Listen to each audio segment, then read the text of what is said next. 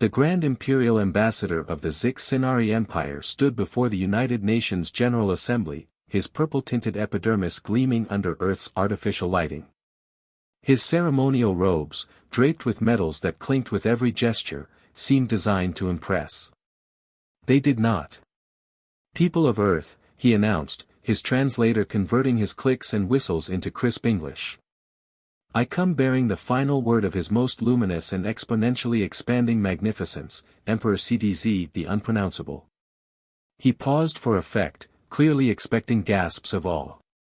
He got a few poorly suppressed snickers instead. The ambassador's secondary breathing holes fluttered in annoyance. "Our mighty empire, spanning 27,000 star systems and ruling over 300 sentient species, has determined that your civilization is insufficiently serious about joining the galactic community." The UN Secretary-General, a retired comedian from New Zealand, coughed into his hand. It sounded suspiciously like compensating for something. "Therefore," the ambassador continued, his voice rising to drown out the growing murmurs, "we hereby declare formal hostilities against your planet. You have 24 Earth hours to surrender unconditionally or face the consequences." The Chinese representative raised her hand. "Quick question. Did you just travel 16 light-years to tell us you're declaring war because we're not taking things seriously enough?" "Correct." The ambassador puffed up his thorax. "Your species responds to formal diplomatic overtures with what you call memes. You answered our request for cultural exchange with something called rickrolling.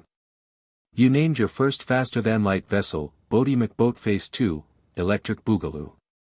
To be fair, the Russian delegate interjected, that was a public vote.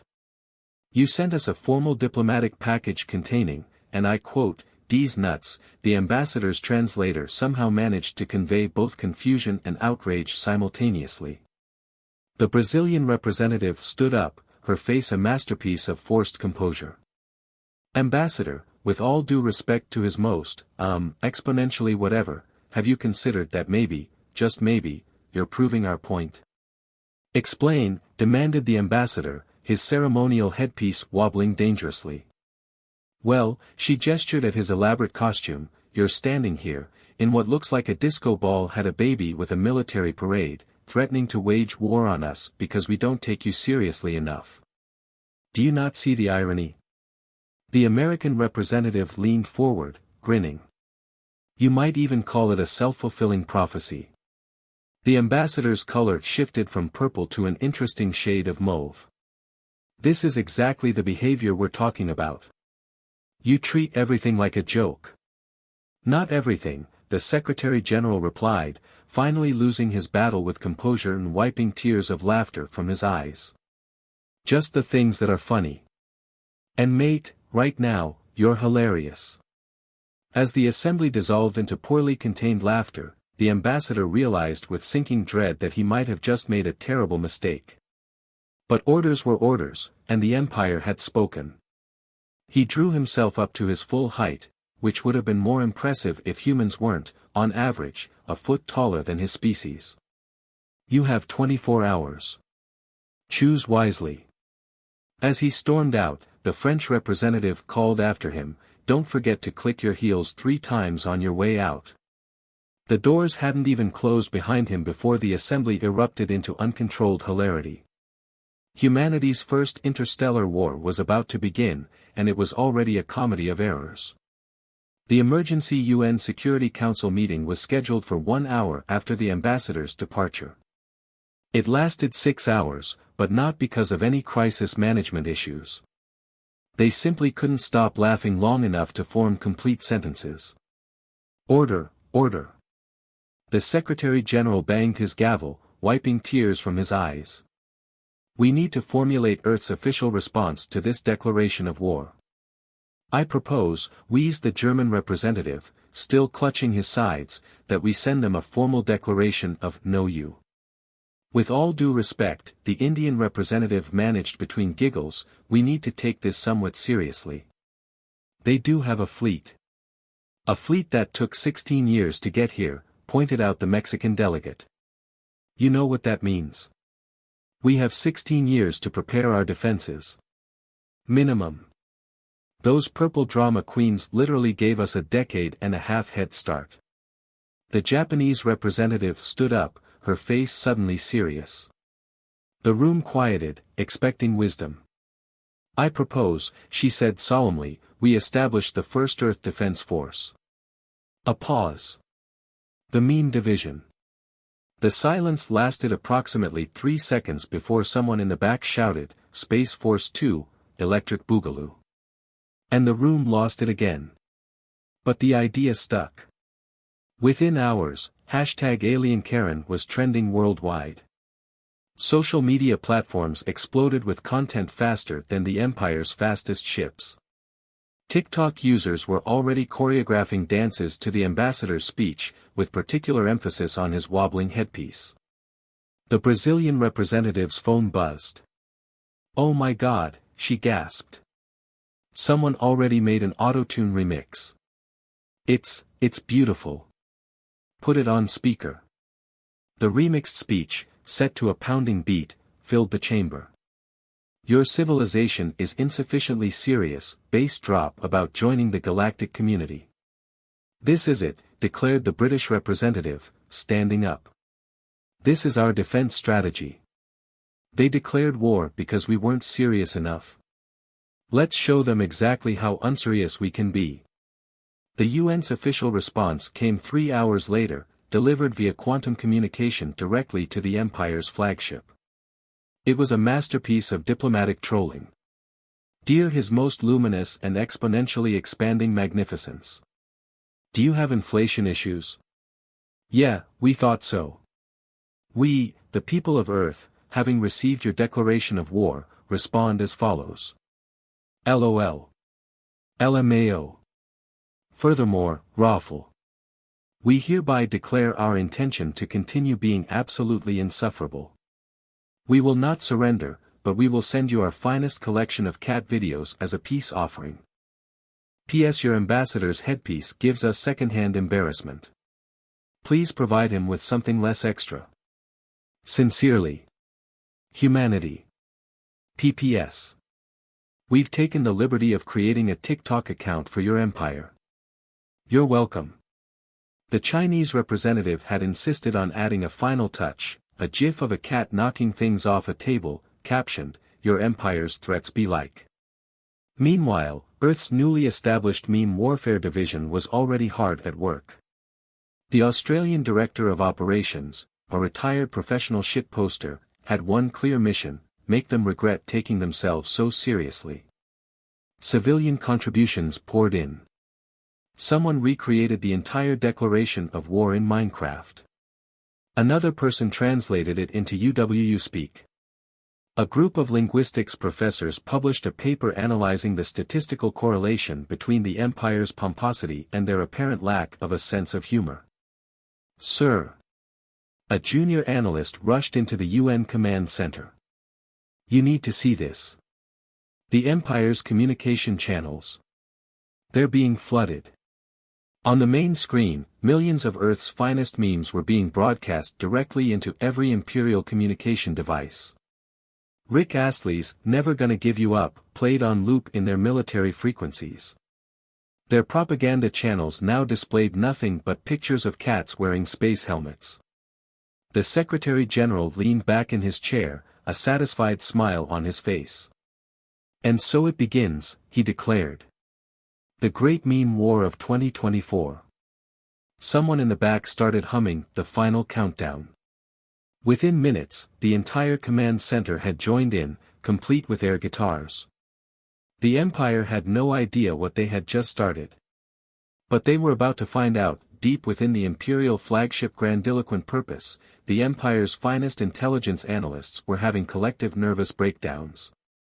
This makes no sense. Chief Analyst ZB-127 slammed his tentacles against the holographic display. They're facing the mightiest military force in the known galaxy, and they respond with, what even is this? His assistant pulled up the latest transmission from Earth. On screen, a human in what appeared to be a poorly constructed cardboard replica of their ambassador's ceremonial robes pranced around, making exaggerated proclamations. The video had garnered several billion views across the galaxy in just 6 hours.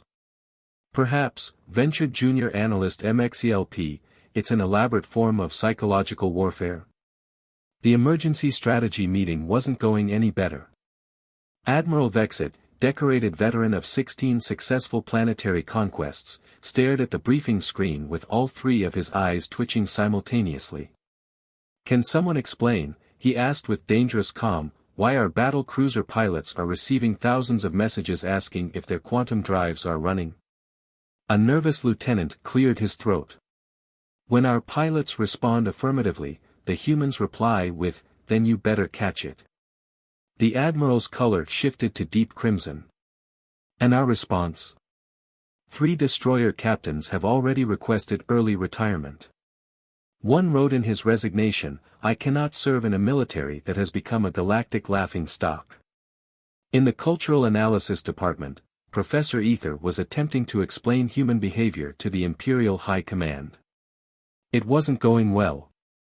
"You see," she pointed at her chart, "humans appear to use something called sarcasm as a primary form of communication.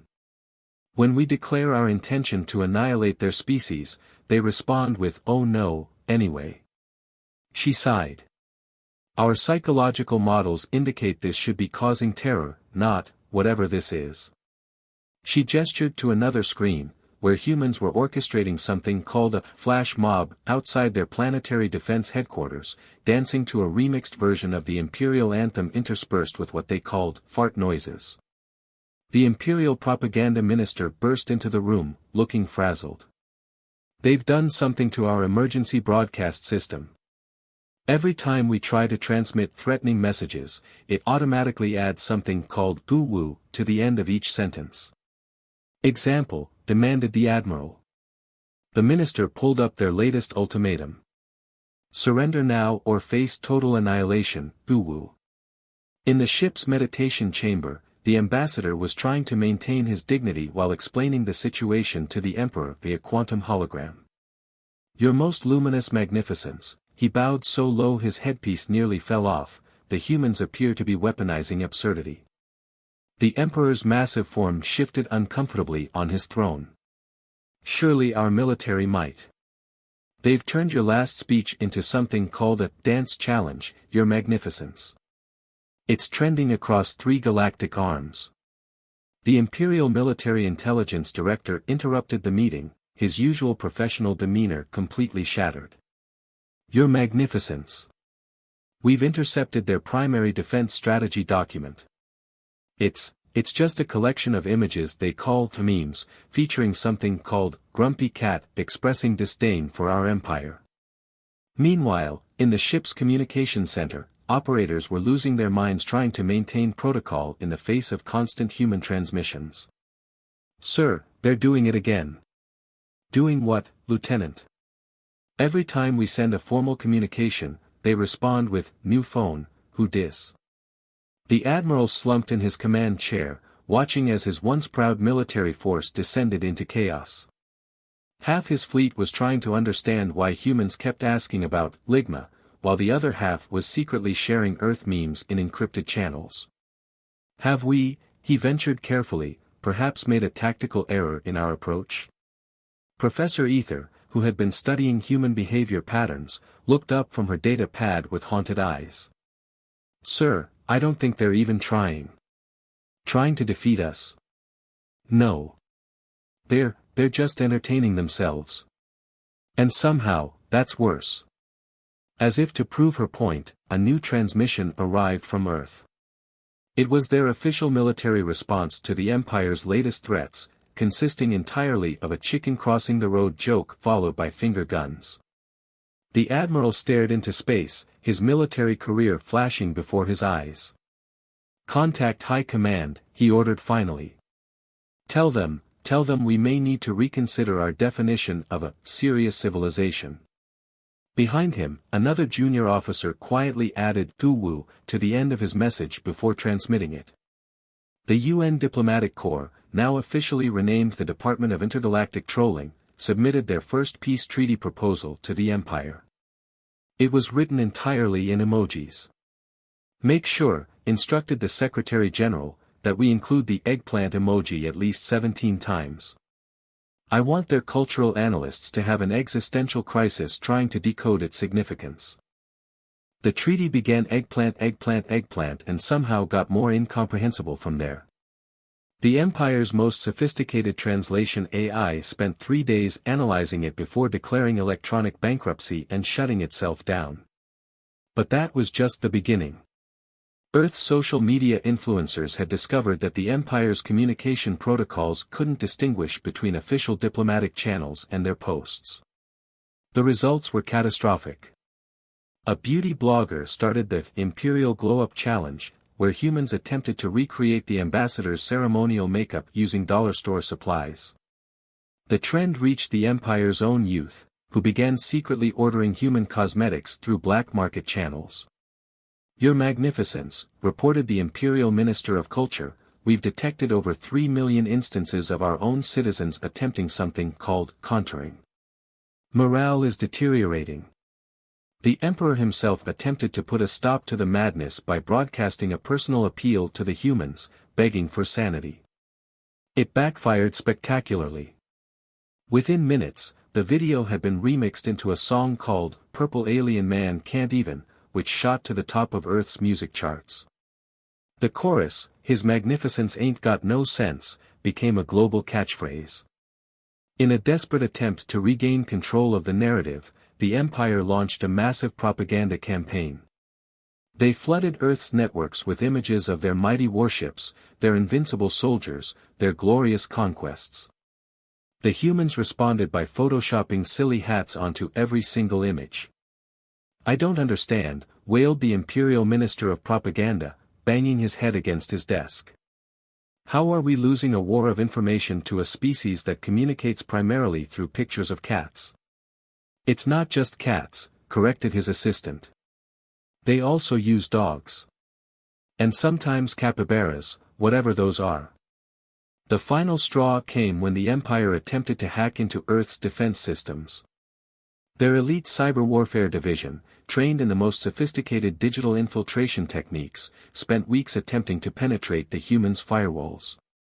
They were met with a single image, a cartoon dog sitting in a room on fire, surrounded by the caption, "This is fine." It was the most demoralizing defeat in the Empire's history. In the Imperial War Room, the atmosphere was funereal. Generals and admirals sat slumped in their chairs, staring blankly at screens filled with Earth's latest memetic onslaught. "This cannot continue," declared the Emperor finally. "We must find a way to make them take us seriously."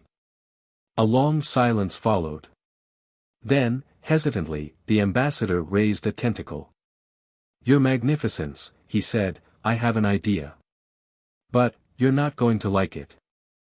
The Emperor's private chambers were usually a place of quiet contemplation and serene dignity. Today, they resonated with the sound of imperial rage. "You want us to what?" The Emperor's voice shook the very bulkheads. The ambassador, to his credit, managed to stand his ground, though his knees were trembling. "Your Magnificence, I believe it's our only option. If we can't beat them." "Don't say it," growled the Emperor. "We have to join them," finished the ambassador. The silence that followed was so profound, you could hear a neutrino drop. "Let me see if I understand," said the Emperor, each word dripping with disdain. "You are suggesting that we, the mighty Zix Sinari Empire, stoop to the level of these Memelords," supplied the ambassador helpfully. "These Memelords," spat the Emperor, "and engage in their infantile form of communication?" "Precisely, Your Magnificence. We must learn to speak their language." The Emperor's left eye twitched. "And how, pray tell, do you propose we do that?" The ambassador took a deep breath. "We start by creating our own memes." In the depths of the Imperial flagship, a secret task force was assembled. The Empire's finest minds in psychology, sociology, and xenocultural studies were gathered in a room, given access to Earth's entire internet, and tasked with one mission: understand the human meme. It was a disaster from the start. I don't get it, complained Commander Zort, staring at a picture of a frog on a unicycle. What's the strategic purpose of this image? Is the frog their leader?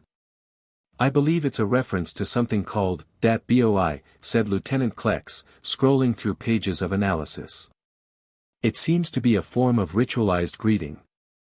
Professor Ether rubbed her temples. No, you're both wrong. It's an absurdist juxtaposition meant to evoke a sense of whimsy and nostalgia.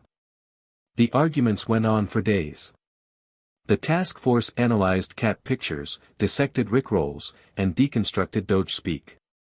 They made flow charts of meme evolution, studied the socio-political implications of shitposting, and wrote dense academic papers on the semiotics of loss. In the end, they produced a single image, a crudely photoshopped picture of the Emperor's face on a character they had identified as Pepe the Frog, surrounded by Earth lexicon like Kek, Normies, and Dank. They presented it to the Emperor with all the solemnity of a religious offering. The Emperor stared at it for a long, long time. This, he said finally, is the best we could come up with. The task force members looked at each other nervously. It tested well with focus groups, ventured Professor Ether. We believe it has the potential to resonate with the human. The Emperor held up a tentacle. Just broadcast it. The meme was transmitted to Earth on all frequencies. It appeared on every screen, every device, every billboard. For a moment, the entire planet held its breath. Then, the laughter started. It began as a ripple, a chuckle here, a giggle there. But it quickly grew, spreading across continents, crossing oceans, until the whole world was united in one global, uncontrollable fit of hilarity. In the UN Command Center, the Secretary-General wiped tears from his eyes as he watched the meme spread across their monitors. They tried, he gasped between bouts of laughter. Oh my God, they actually tried to meme. The Brazilian representative was laughing so hard she could barely breathe. This is the best thing I've ever seen. Even the stoic Russian delegate cracked a smile. I almost feel bad for them. Almost. The meme went viral in record time. It was remixed, parodied, and memed within an inch of its life. The Emperor's face became the new Rickroll, the new Duckroll, the new everything. The Empire watched in horror as their leader became a galactic laughingstock. The Emperor's visage, once a symbol of power and authority, was now plastered across the internet with captions like, "When you try to conquer Earth but end up conquering meme economy instead," and "TFW your empire is a joke," literally. The ambassador, shell-shocked, stumbled into the Emperor's chambers. "Your Magnificence," he croaked, I have made a terrible mistake." The Emperor, his face frozen in a rictus of humiliation and rage, said nothing. "We have lost," continued the ambassador, "not just the war, but our dignity, our pride, our very sense of self. I have failed you, and I have failed the Empire. I hereby offer my resignation and my tentacles for your just punishment." He bowed his head, awaiting the inevitable. But the blow never came. Instead, after an eternity, he heard a sound he had never, in his wildest dreams, expected to hear from the Emperor. Laughter. It started low, a rumble deep in the Emperor's chest, but it quickly grew, bubbling up and out until the mighty ruler was doubled over, his whole body shaking with mirth. "Your Magnificence." The ambassador looked up, shocked. The Emperor, still chuckling, waved a tentacle. "Don't you see?" he said.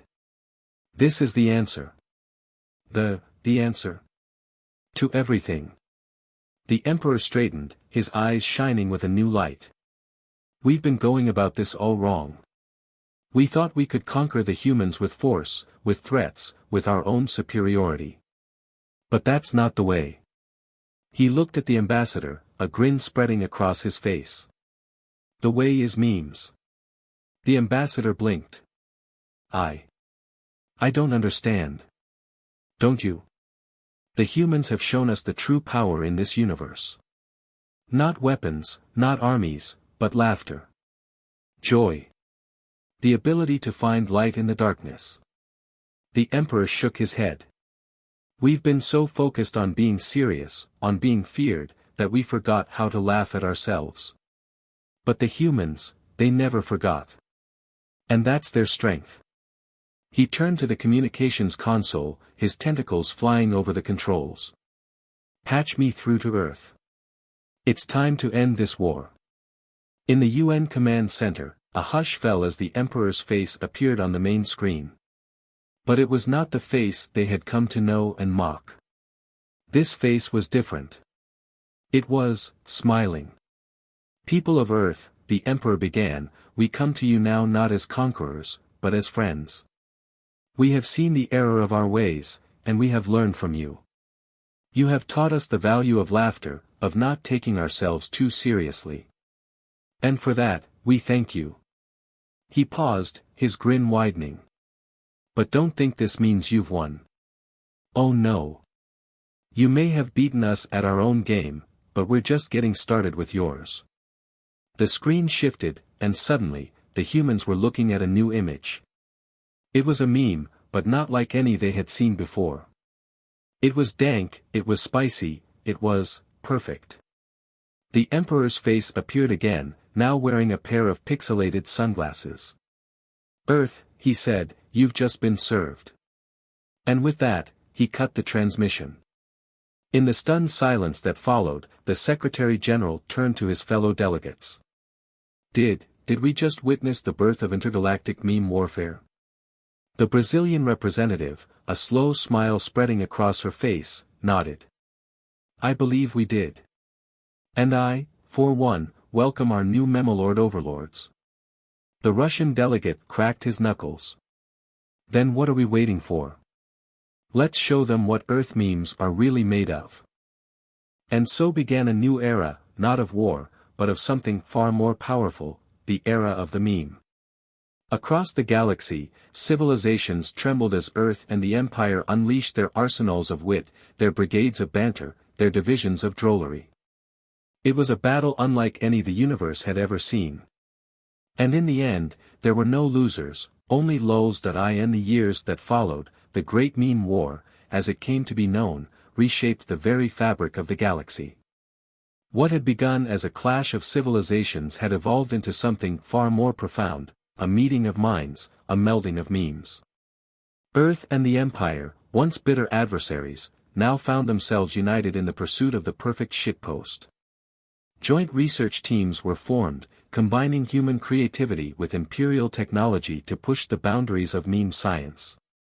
They developed new formats, new templates, new ways to subvert expectations and elicit groans of appreciative agony from their audiences. The Emperor himself became a regular fixture in Earth's online communities, his once dreaded visage now a beloved symbol of intergalactic banter. His weekly meme review streams, co-hosted by Earth's top memolords, consistently broke viewership records. But it wasn't all lulz and games. The Meme Alliance soon found itself facing a new challenge, one that threatened the very existence of humor itself, the rise of the Dank Nebula. An ancient, humorless civilization that had long ago purged all joy from their society, the inhabitants of the Dank Nebula saw the spread of memes as a plague, a corruption of the pure, logical order they held sacred. They declared war on all things funny, launching humorless drones to scour the galaxy of any trace of mirth. Worlds that had once rung with laughter now fell silent under the oppressive cloud of seriousness. Earth and the Empire knew they had to act. They rallied their allies, assembling a ragtag fleet of the galaxy's greatest meme masters. There was the LO-Cats Brigade, the Doge Division, the Rickroll Rangers, each group bringing their own unique brand of absurdist humor to the fight. The final battle took place on the edge of the Dank Nebula itself. The Meme Alliance faced an unsmiling armada, a sea of dull gray ships bristling with weapons designed to eradicate all traces of whimsy. But the Memolords had a secret weapon. They had spent months analyzing the Dank Nebulan's culture, searching for any chink in their humorless armor. And they had found it. As the enemy fleet approached, the Alliance ships began broadcasting a single image on all frequencies. It was a simple thing, crudely drawn, barely even a meme by most standards. But it was the one thing the Dank Nebulans could not resist. A dad joke. Why can't a nose be 12 inches long, the image read. Because then it would be a foot. For a moment, nothing happened. The Dank Nebulan ships continued their implacable advance. But then, a tremor seemed to run through their fleet. A shudder of something that might have been, in a past long forgotten, a chuckle. And then, like a dam bursting, the laughter came. It started on one ship, then spread to another, and another, until the entire Dank Nebulan armada was quaking with uncontrollable giggles. Their weapons, designed only for seriousness, short-circuited under the strain of such foreign emotions. Their ships, never built to withstand the vibrations of mirth, began to shake apart. Within minutes, the once fearsome fleet had been reduced to a floating junkyard, its crews incapacitated by the unfamiliar sensation of finding something funny. The meme alliance had won. The galaxy was safe for humor once more. In the aftermath of the Great Dank War, as it came to be known, a new era of peace and prosperity dawned.